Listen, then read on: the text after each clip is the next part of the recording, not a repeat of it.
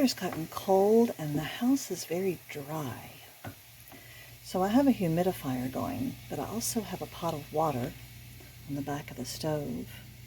And I thought, I should make it smell nice. So I had an old tea packet, ginger tea, and I put a sprinkle of cloves, a little star anise, and a few cardamom pods in there. It's just a faint, yummy smell in the kitchen. It's really winter.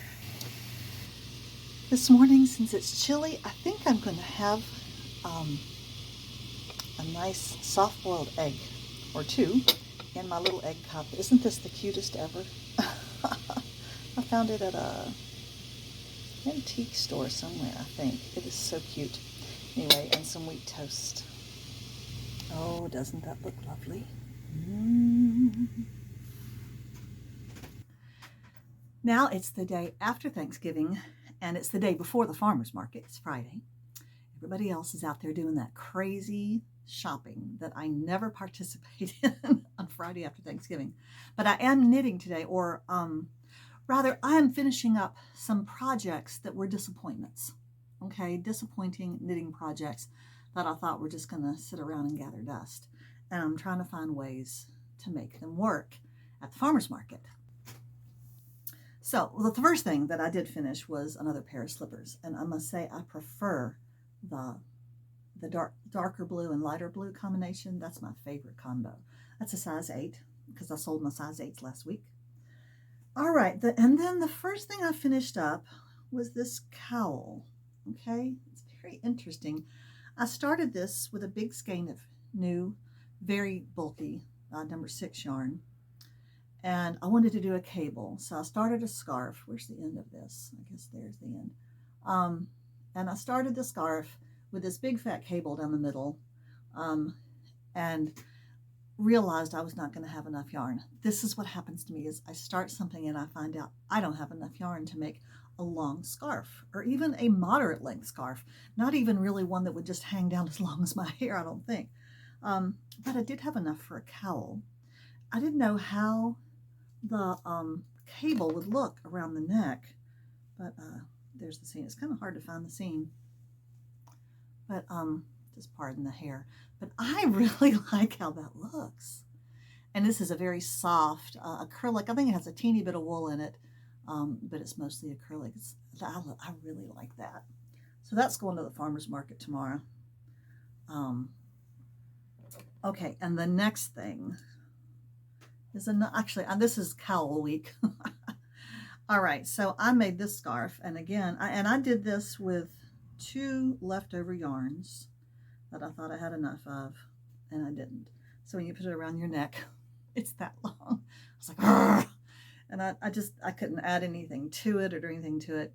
And then finally, and so I decided I wanted it to be a cowl, and I would put a button on it so that you could button it, because it has big old, this is a yarn over pattern, so it has nice big holes, and that looks very snug and perfect. So I got out my button jar. Here's the button jar. Now, it used to be pretty much full. Adam raided some buttons, and I raided some buttons. Dumped them all out. Didn't find anything that would work for this. I was very frustrated. And then last night, I decided to look up, what did I decide to look up? How to make your own buttons, or how to make buttons with yarn, or something like that. The only button I found that I liked was one that was cloth covered, but I only had one, and it was really small.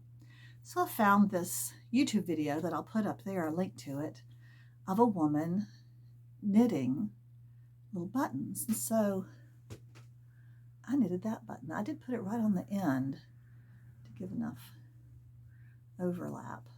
Let me see if I can get this to, I'm not really looking at what I'm doing, but I think that you can do it anywhere along that row because there's so many yarn overs, but that holds it in place. And I really liked, this is the yarn I used. It's kind of a lavender, purple, silvery. It's one of those that you don't want to warp with. If you pull it, it'll come apart. It's very thin. It's probably a sock weight or smaller. So I had to amend her little pattern in the video and I think I did 4 rows, and I think I did 30 stitches. She started with 15. I'm going to show you how to make these buttons in a second. They come out looking like a little rosette. So, oh goodness. So, finished, disappointing yarn project number 2. Okay, now this next one. Oh my goodness. Let me undo it. Okay, so this scarf, I knitted this. It's in wool. Okay, I knitted this in a really fun, complicated pattern. Probably almost 15 years ago, certainly 12 years ago, could have been longer. I did this in the mountains. I was in a little knitting group at a lady's house. We met every week, and I think she gave me the yarn, and I knitted this, and I even blocked it afterward, but it was always too scratchy because it was wool, and it wasn't very long. It's even shorter now. Finally, I realized it's wool. Why don't I just go ahead and felt it? I'm never going to do anything with it. It's been sitting in a bag forever. So I stuck it in the washer and felted it, and it came back even shorter and kind of wonky looking. The ends didn't felt because they have this green accent, I think. But it's kind of fun. But again, it's just the right length and really toasty warm. And now that it's been felted, it's not really scratchy, which is nice. So I've already done, I cut a buttonhole into the felting and did a little blanket stitch around the edge with what I think is some very soft cotton yarn. Who knows? But I like I like that dark green. It kind of complements that green. And again, I did a little hand done button, and I have one more to do, and another buttonhole to do. This time I'm using this yarn, which I thought was a really nice complement to that bluey green.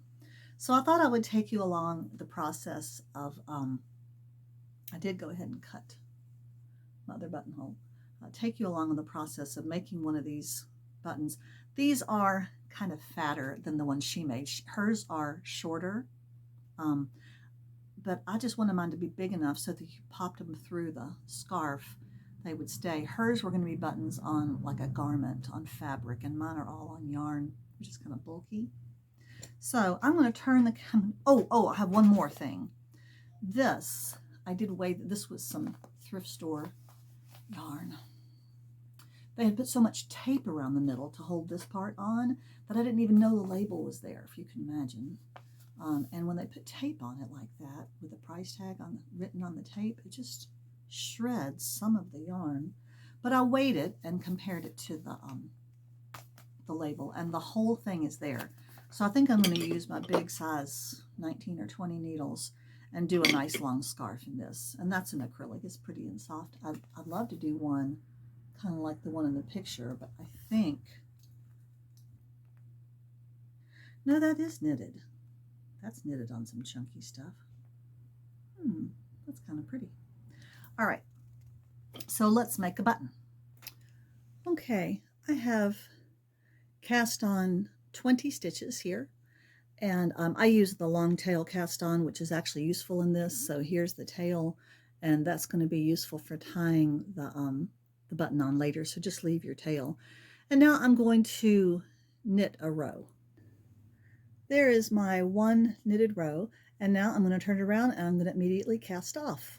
Assuming all of you know how to cast off, you knit one over here, put it on your needle, knit the next one, and then pick up this first one and slip it over top of the second one, and then you're left with another first one. You knit again, stick your needle under there, pull it around, and it's a little awkward the first couple times you try it, but after a while you get the feel of it. And when you get to the end, you just have one stitch left. Okay, now I'm just going to cut a nice tail on this.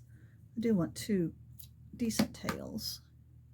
And then I will pass that through. Now what I've got is this little curly it kind of tends to curl up, which is good. That's what you really want because we're going to be rolling it up. Both of my ends are on the same, both my tails are on the same end of the work. It's a little bit better to have them on opposite ends. And if you follow the lady's tutorial, she gets that because she casts on and then immediately casts off. She doesn't even do that one knit row. And if you do that, you end up with a shorter piece of work, and so you end up with a shorter little button. I wanted a button that was taller and would stand up more. The other thing you can do if you want a fatter button is just to do more stitches. She did 15. I did 20 because this is, she was using worsted weight, and this is a little bit thinner, I think. Now, the next thing you do, well, this is how I did it. I started with the end of, with the tails. I want to put that tail to the inside.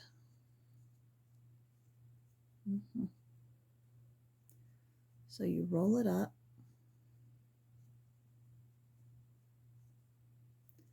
And of course, it's going to give you this little rosette. Isn't that pretty? Okay. With a little stubby little end sitting there. I really love the look of that. And I'm going to take one of these ends, I think my longer end, thread it through the needle. Now what I'm basically going to do is I'm just going to stitch this thing down. I'm going to catch, first of all, I'm going to catch this end at the bottom, and I'm going to pass it straight through the whole rosette like that. I'm reaching around the camera.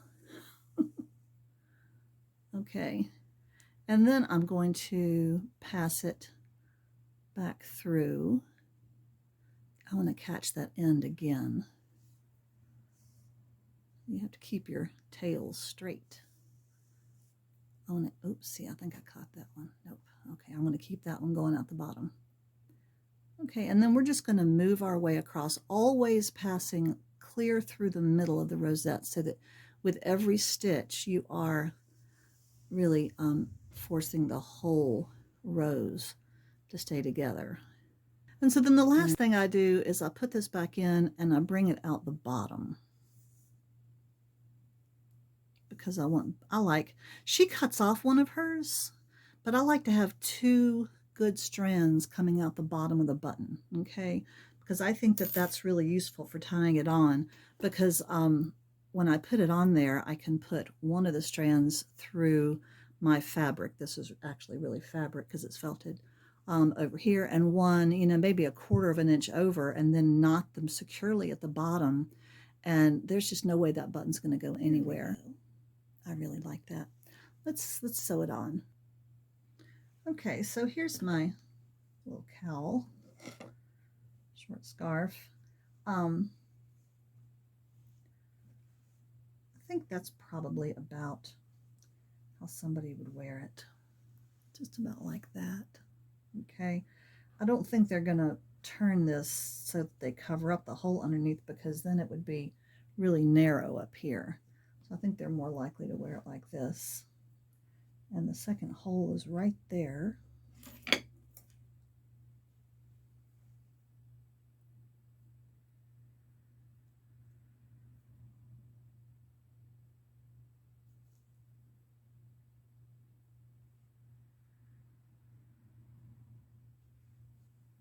It'd be interesting to see if anybody thinks that this thing is just so desirable they just have to buy it. Especially since it's like a dozen years old. Okay, so I've got one through there. And I put the first one through. And so I'm going to pass the next one through, maybe just like a little bit over, like about right there. See that?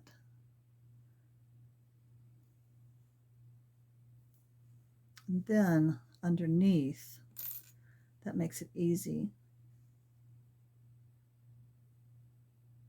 to give it a really snug knotted tie. Well, interesting. We'll see if anybody falls in love with it. Sometimes people like crazy things. the scarf itself is actually really pretty. I'm rather sorry that all the stitch definition that I worked on so hard was lost when I felted it, but it did give it this beautiful blue and green combination. It's very difficult to see on the camera, I think, but it's just speckles of blue and green everywhere. All right, so that's my last rescue project for today.